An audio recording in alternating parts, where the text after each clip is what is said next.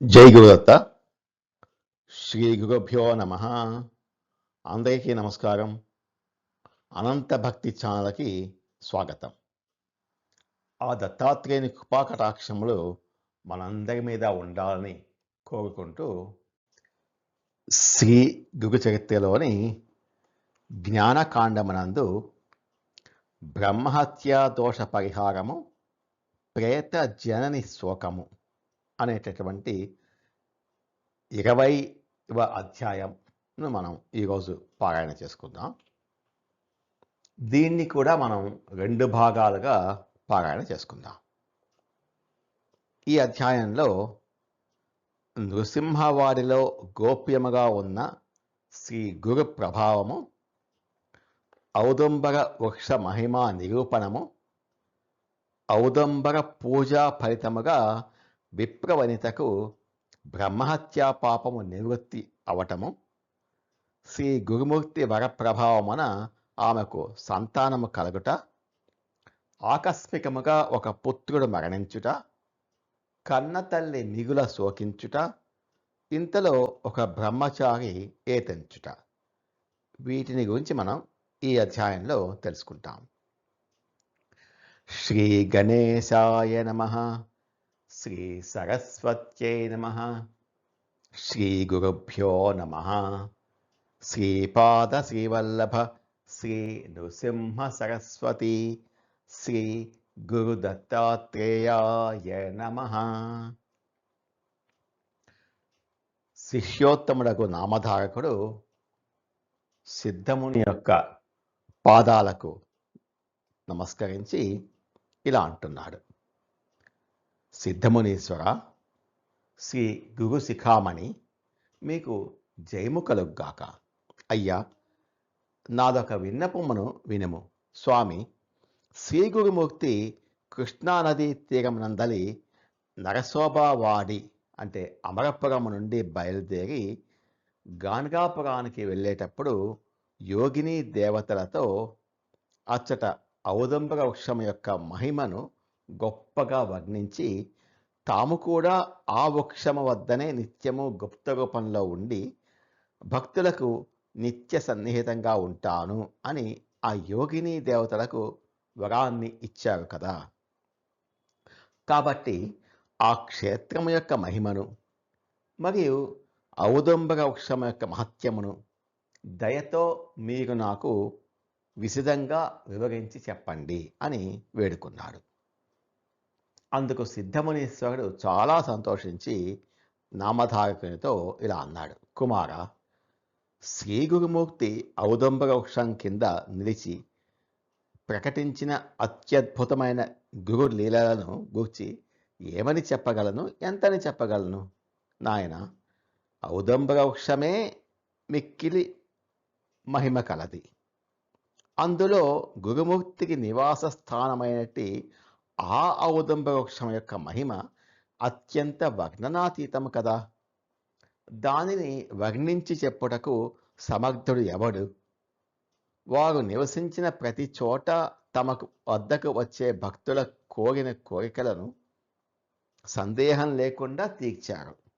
తద్వారా నరశోభావాడి యొక్క మహిమ గొప్పగా లోకవిఖ్యాతి పొందింది. అట్టి మహిమను పూర్తిగా వివరించి చెప్పగల సామర్థ్యము నాకు ఎంతమాత్రమూ లేదు.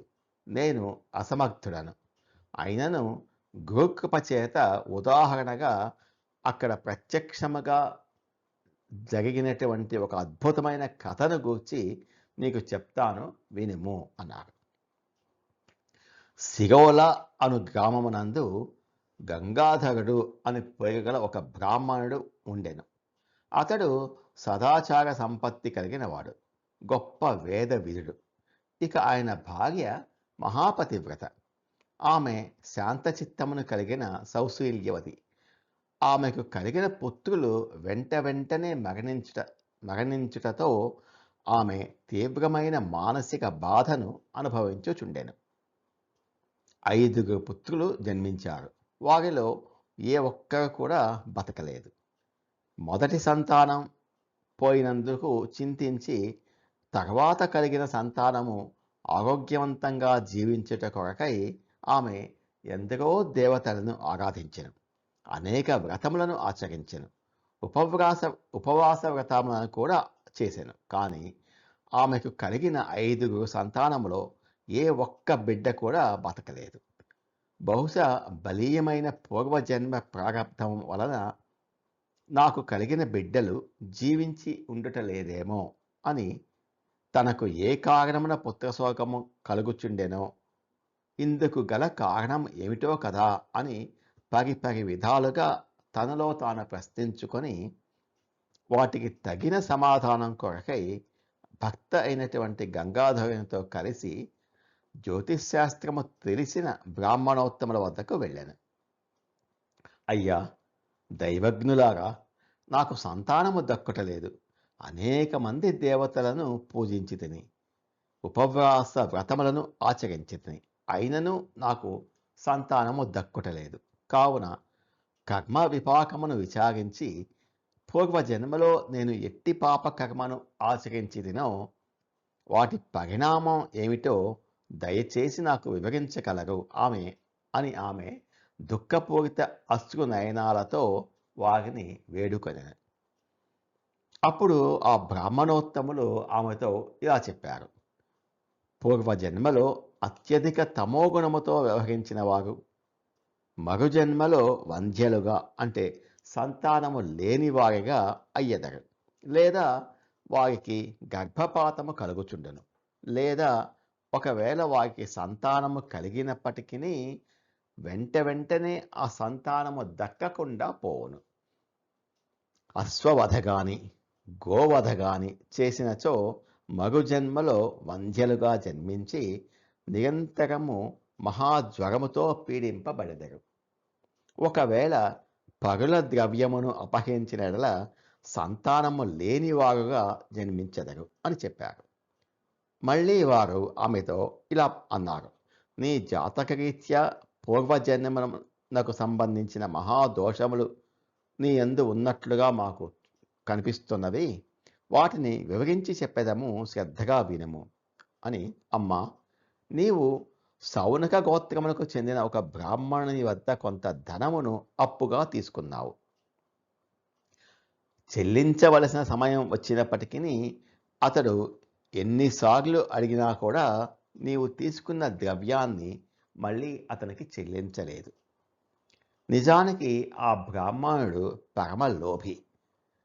ఇచ్చిన ద్రవ్యమునకు వడ్డీ రూపమున మరింత ఎక్కువ ధనమును సమకూర్చుకొనవచ్చు అనేటటువంటి దురాశకు లోబడి లోభత్వముతో అతడు నీకు అప్పుగా ఇచ్చాడు. కానీ నీవు మళ్ళీ ఇవ్వకపోవటం వల్ల అతడు ఎంతగానో బాధపడ్డాడు. చివరకు ఇక నీ నుండి ఆ డబ్బు రాదని నిశ్చయానికి వచ్చి నిరాశ చెంది ఆత్మహత్య చేసుకున్నాడు. దాని ఫలితంగా అతడు పిశాచంగా మారాడు. ఆ బ్రాహ్మణుడే పిశాచమై నీకు గర్భపాతము కలిగించుచున్నాడు, లేదా పుట్టిన పిల్లలను పట్టి వెంటనే చంపివేయుచున్నాడు. గత జన్మలో నీవు చేసిన దుష్కర్మలే ఈ జన్మలో నీ అనుభవమునకు తోడై నిన్ను బాధిస్తున్నాయి అని స్పష్టంగా ఆ బ్రాహ్మణోత్తములు కర్మ విపాకమును గురించి చెప్పారు. జ్యోతిశాస్త్రవేత్తలు చెప్పిన మాటలు విన్నటువంటి ఆ బ్రాహ్మణ స్త్రీ దుఃఖాక్రాంతురాలై చాలా శోకించింది. వారి ఓదార్పునకు కొంత కుదుటపడి ఆమె పశ్చాత్తాపమును చెంది ఆ బ్రాహ్మణోత్తముల పాదాలను పట్టుకొని నమస్కరించి తనను తాను సంభాళించుకొని చేతులు జోడించి ఆ బ్రాహ్మణ పతివ్రత ఎంతో దీనంగా వారి ముందు వినయభావంతో కళ్ళల్లోంచి దుఃఖాశ్రువులు రాలిపడుచుండగా గద్గదమైన కంఠముతో ఇలా పలికెను: మహానుభావులాగా, నేను గత జన్మలో మహాపాపిని, దురాచారిని కావచ్చును. ప్రస్తుతము పాప సముద్రములో మునిగి ఉన్నాను. స్వామి, మీరే నన్ను తరింపచేయవలెను. పూర్వజన్మ పాతకము నశించి నేను మళ్ళీ శుద్ధురాలను అయ్యేటటువంటి శాస్త్ర విధిని అనుసరించినటువంటి ఏదైనా ఒక ఉపాయాన్ని చెప్పి నన్ను తరింపచేయండి. అప్పు అంటే హాలాహలమును భక్షించినట్లుగా ఉండును. అట్టి ఘోర పాపమును చేసినటువంటి నేను ఆ పాప రాశి నుండి విడివడి ఈ జన్మలో ఎంతో కొంత సంతోషంగా ఉండేటట్లుగా నన్ను మీరు దయతో అనుగ్రహింపగలరు అని హృదయ విదారకంగా దుఃఖిస్తూ కడు దీనంగా వారిని పదే పదే వేడుకొనెను. అంతట వారు ఇలా అన్నారు: నీవు ఒక బ్రాహ్మణుని ద్రవ్యమును అపహరించుటచే బ్రహ్మహత్యా దోషము పట్టుకున్నది. ఆ బ్రాహ్మణుడు చనిపోయిన పిమ్మట అతనికి ఎవ్వరూ ఉత్తర క్రియలు చేయలేదు. కాబట్టి ముందుగా అతని జన్మను ఉద్ధరించుటకు లేదా అతనికి సద్గతి కలిగించుట కొరకు నీవు శాస్త్రవిధిగా అతని గోత్రము నామము పేరిట ఉత్తర కర్మలను నిర్వహింపవలెను. ఆ తర్వాత సౌనక గోత్రమునకు చెందినటువంటి ఒక బ్రాహ్మణుణ్ణి పిలిపించి అతనికి 101 రూపాయలు దానముగా ఇయ్యవలెను. కృష్ణాతీరమునందు పంచగంగా సంగమములో అనేక తీర్థములు ఉన్నవి. అచ్చట కలియుగ వృక్షంగా వాసిగాంచినటువంటి ఔదంబర వృక్షం కలదు. దాని మూలమున శ్రీ నృసింహ సరస్వతి గురుదేవులు నిత్య సన్నిహితులై ఉందురు. కావున నీవు కృష్ణాతీరమునందు నివసిస్తూ 1 మాసం పాటు ఉపవసించవలెను. పాప వినాశన తీర్థములో ముందుగా స్నానము చేయవలెను. అందులోని నీటిని తీసుకుని వెళ్ళి ఔదంబర వృక్షమునకు దాని మూలమున గల శ్రీగురు పాదుకలకు 7 పర్యాయాలు అభిషేకం చేసి పూజించవలెను. తదుపరి కామ్యతీర్థములో స్నానము చేయవలెను. శ్రీ గురుపాదుకలను స్వయంగా శ్రీ గురుమూర్తియే అనేటటువంటి నిశ్చల భావంతో విధి విధానంగా అత్యంత చిత్తశుద్ధితో పూజించవలెను.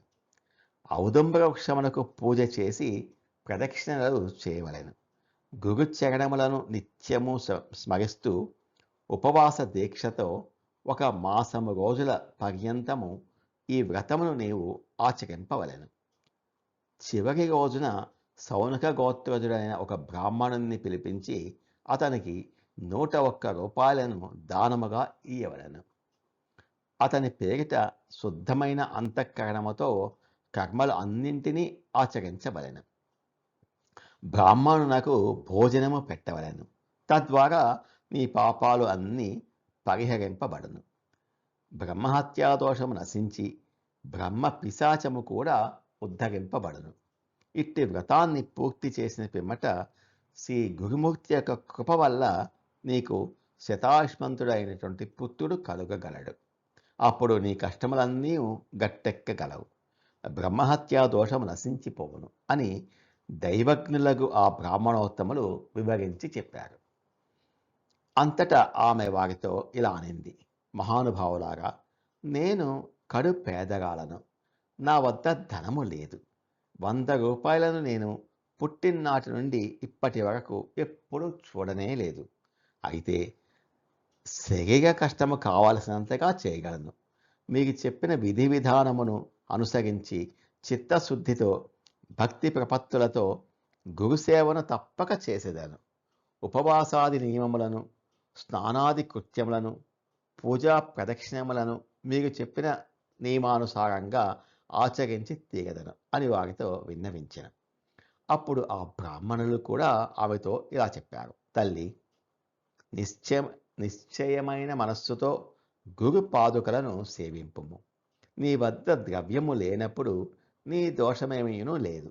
నిర్మలమైన మనస్సుతో నీవు చేసే పూజల ద్వారా ఔదంబర వృక్షము కింద నిత్య సన్నిహితమై నిలిచే శ్రీ గురుమూర్తి నీ పాపాలకు నిష్కృతి ప్రసాదించును. ఆయన భక్తవత్సలుడు, దయాపయోనిధి. నీవేమీ సంకోచింపవలసిన పని లేదు. నీ శుద్ధ హృదయ భావాన్ని గుర్తించి గురుమూర్తియే నిన్ను ఆ మహాపాతకం నుండి విముక్తి చేయును. ఔదంబర వృక్షము కింద శ్రీ గురునాథులు ఎల్లప్పుడూ నివసించియే ఉందురు. నిశ్చలమైన భక్తి ప్రపత్తులతో నీవు సేవించినచో నీ బ్రహ్మహత్యా దోషమును పోగొట్టి శ్రీ స్వామివారు నిన్ను తప్పక రక్షిస్తారు అని వారు విశ్వాసపూర్వకముగా చెప్పిరి. బ్రాహ్మణులు పలికిన మాటలను విని ఆ బ్రాహ్మణ స్త్రీ చాలా సంతోషంతో వారికి నమస్కరించి అనుమతిని పొంది వెంటనే శ్రీ గురుమూర్తి సన్నిధానానికి వెళ్ళింది. ఆ బ్రాహ్మణ స్త్రీ కృష్ణా తీరమున గల పవిత్రమైన పంచగంగా సంగమ క్షేత్రమునందలి పాప వినాశన తీర్థమునందు స్నానం చేసి విధి విధానంగా ఔదంబ వృక్షానికి 7 సార్లు అభిషేకం చేసి ప్రదక్షిణ నమస్కారాలను పూర్తి చేసింది. తర్వాత కామ్యతీర్థమునందు స్నానం చేసి శ్రీ గురుపాదుకలను అభిషేకించి అతి భక్తితో పూజించి ప్రదక్షిణ నమస్కారాలను కూడా పూర్తి చేశాను. నాటి నుండి కఠినమైన ఉపవాస దీక్షను ప్రారంభించాను. అత్యంత భక్తి శ్రద్ధలతో ఆ విప్రస్త్రీ ఇదే విధంగా 3 రోజులు గడవగా 3వ రోజు రాత్రికి ఆమెకు కలిగిన స్వప్నంలో ఒక విప్రుడు వచ్చి చేయి చాచి 100 రూపాయలు ఇవ్వు అని అడిగాను. ఇప్పుడు కూడా నీవు 100 రూపాయలను ఇవ్వకపోతే నీ ప్రాణాలను తీస్తాను. తర్వాత నీ వంశాన్ని వృద్ధి పొందనీయను. నీవు చేసే శ్రమంతా కూడా వ్యర్థపరుస్తాను. ఇక ముందు నీ వంశంలో సంతానము ఎలా కలుగుతుందో చూస్తాను అని అత్యంత కోపంతో ఆమెను సంహరించుటకై ఆ స్వప్నంలోనే పైకి వచ్చాను. ఆ భయంకర స్వప్నమునకు ఆమె అత్యంత భయంతో మేల్కొని వెంటనే ఔదంబర వృక్షం యొక్క ఆశ్రయమును పొంది దాని వెనుకకు వెళ్ళాను. అచ్చట అదృశ్యముగా ఉన్న గురునాథుని గుర్తించి వారి శరణు పొందెను.